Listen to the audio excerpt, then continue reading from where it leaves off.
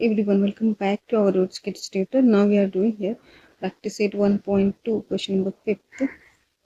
In trapezium ABCD, side AB parallel side PQ parallel side DC. AB is equal to 15, PD is equal to 12, QC is equal to 14. Find BQ.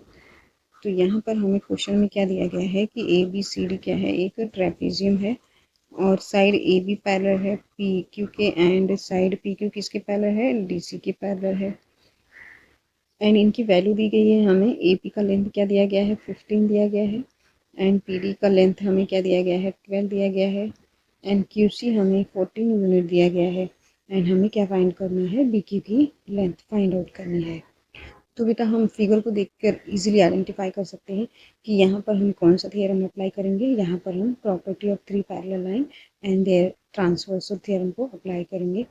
तो already हमने इस topic पे इस video property of three parallel line and their transversal already हम discuss कर चुके हैं। अगर जो आपने उस वीडियो को नहीं देखा है तो please make sure watch that video first. हमने क्या देखा था property of three parallel line and their transversal में कि यहाँ पर थ्री पैरेलल लाइन रहेगी और ये क्या है, उसका ट्रांसवर्सल है। तो हम इसको नाम लिख लेते हैं, ये हमारा एल है, ये एम एंड ये एन है। एंड ये ट्रांसवर्सल लाइन है दो, तो इसको हम लेते हैं T1 एंड इसको T2 लेते हैं, इसको हम T2 लेते हैं। तो ये जो पॉइंट पर इंटरसेक्ट कर रही है उसको नाम दे देते हैं, ये एक्स वाई और इसको जेड ले लेते हैं, इसको P Q और इसको R ले लेते हैं। तो इस पॉइंट पर ये इंटरसेक्ट कर रही है दोनों लाइन। तो इनका इंटरसेप्शन क्या बन रहा है, T1 का ट्रांसवर्सल, T1 का interception X Y and Y Z है। एंड ट्रांसवर्सल T2 का इंटरसेप्शन क्या है, P Q and Q R है। तो हम कह सकते हैं कि इसका रेशियो किसके इक्वल, इसके इक्वल हो जाएगा। Means X Y upon Y Z किसके इक्वल हो जाएगा, P Q upon Q R के। सिमिलरली यहाँ पर हमें क्या दिया गया है, ए बी सी डी क्या है, एक ट्रेपेजियम है और ए बी क्या है, पी क्यू के पैरेलल है एंड लाइन पी क्यू किसके पैरेलल है, डी सी के पैरेलल है। और उसकी ट्रांसवर्सल क्या है, ए डी है एंड इसकी ट्रांसवर्सल बी सी है ना, दो ट्रांसवर्सल है।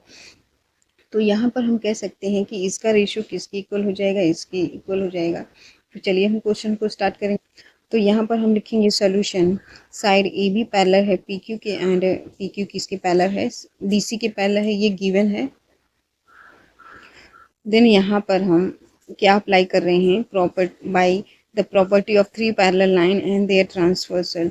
तो इसके अकॉर्डिंग इसका रेशियो इसके इक्वल हो जाएगा। तो यहाँ पर हम लिखेंगे A P upon P D equal हो जाएगा किसके, B Q upon Q C के। देन अब हम क्या करेंगे, इसमें वैल्यू पुट करेंगे। तो यहाँ पर हम ए पी की वैल्यू क्या दी गई है, 15 दी गई है एंड पी डी की वैल्यू हमें 12 दी गई है। तो अपॉन में 12 लिखेंगे which is equal to B Q upon 14 लिखेंगे क्योंकि क्यू सी की वैल्यू हमें 14 दी गई है। अब हम क्या करेंगे, हम क्रॉस मल्टीप्लाई करेंगे। तो यहाँ पर हम लिखेंगे B Q multiply by 12 which is equal to 15 multiply by 14। Then ये मल्टीप्लिकेशन में है तो हम इसको यहाँ पे शिफ्ट करेंगे तो मल्टीप्लिकेशन का डिवीज़न हो जाएगा, डिवीज़न करेंगे हम। देन बी क्यू को हम क्या करेंगे, आइसोलेट करेंगे। तो यहाँ पर B Q is equal to 15 multiply by 14 upon में 12 लिखेंगे। देन इन दोनों को मल्टीप्लाई करने पर हमें वैल्यू क्या मिलती है, 210 अपॉन में 12 मिलेगा। देन अब हम क्या करेंगे, हम इनको डिवाइड करेंगे। तो 2 6 12 होता है, 2 1 2 एंड 2 5 10। तो हमें यहाँ पर वैल्यू 105 अपॉन में 6 मिलती है। देन हम इसको फर्दर सिंप्लीफाई करेंगे।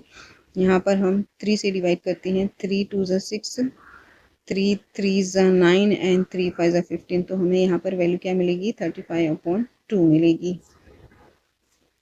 तो यहाँ पर हमें बी क्यू की वैल्यू क्या मिलेगी, 35 अपॉन 2। देन अब हम क्या करेंगे, इसको डिवाइड करेंगे। तो यहाँ पर हम डिवाइड करते हैं तो हमें वैल्यू क्या मिलेगी, 2 1 2, 2 7 14, देन 1 मिलता है हमें। तो यहाँ पर हम पॉइंट लगाएंगे यानी यहाँ पे 0, 2 5 10 मिलेगा वैल्यू हमें।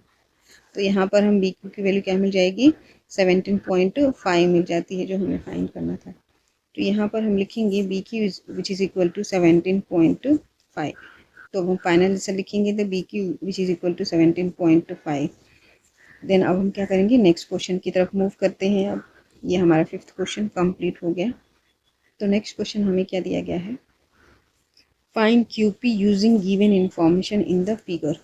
हमें क्या फाइंड आउट करना है, क्यूपी। क्यूपी कहाँ है, ये है, और इनका जो इंफॉर्मेशन दिया गया है मीन्स ये इनका मेजरमेंट दिया गया है। यहाँ पर इनकी एम एन क्या है 25 है, एंड एम क्यू क्या है 14 है, एंड एन पी हमें क्या दिया गया है 40 दिया गया है। हमें क्या फाइंड आउट करना है, क्यू पी की लेंथ फाइंड आउट करनी है। तो बेटा फिगर को देखकर आप इजीली आइडेंटिफाई कर सकते हैं हम इसमें कौन सा थियरम अप्लाई करेंगे, हम इसमें एंगल बाइसेक्टर थियरम अप्लाई करेंगे।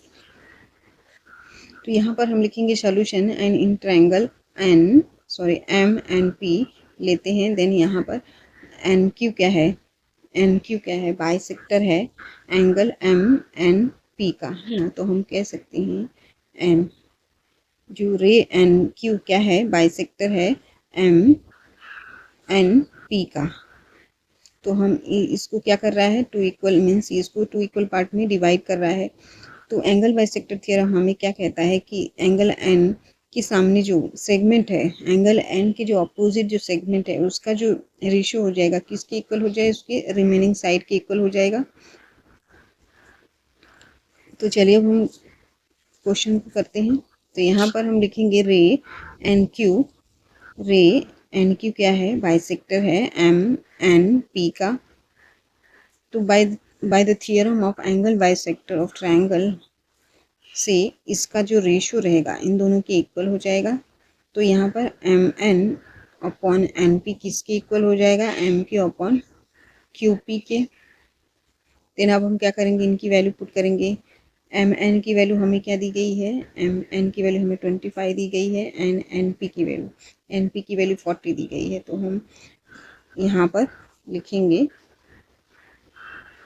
25 upon 40 which is equal to M की वैल्यू हमें क्या दी गई है 14 दी गई है। तो हम यहाँ पे 14 लिखेंगे, एंड एन यहाँ पर हमें क्या फाइंड करना है, पी की वैल्यू हमें फाइंड आउट करनी है। तो एज इट इज़ लिखेंगे। हम क्या करेंगे, अब इनका क्रॉस मल्टीप्लाई करेंगे। तो 25 मल्टीप्लाई बाई पी क्यू लिखेंगे, and which is equal to 40 multiply by 14 लिखेंगे यहाँ पे।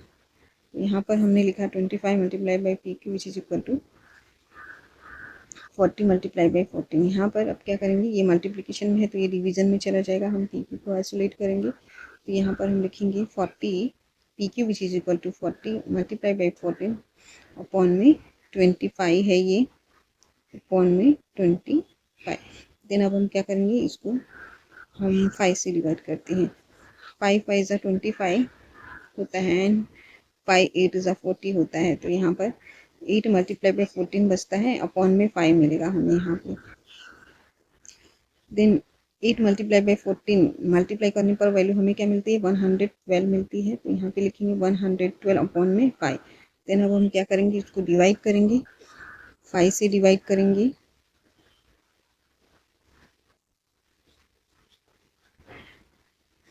5 2 ज़ा 10, देन यहाँ पर क्या बचा 12, देन 5 2 ज़ा 10, यहाँ पे 2 बचा, देन यहाँ पे हम पॉइंट लगाएंगे, यहाँ पे 0, 5 4 ज़ा 20 होता है बेटा।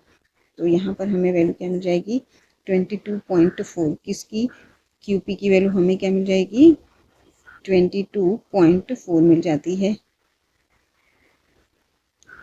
तो फाइनली हमने ये फाइंड कर लिया कि पी क्यू की वैल्यू क्या है 22.4। तो हम फाइनल आंसर लिखेंगे, the answer which is equal to 22.4। यहाँ पर होता है हमारा 6 question complete. If you like the video please like share and subscribe. Thank you.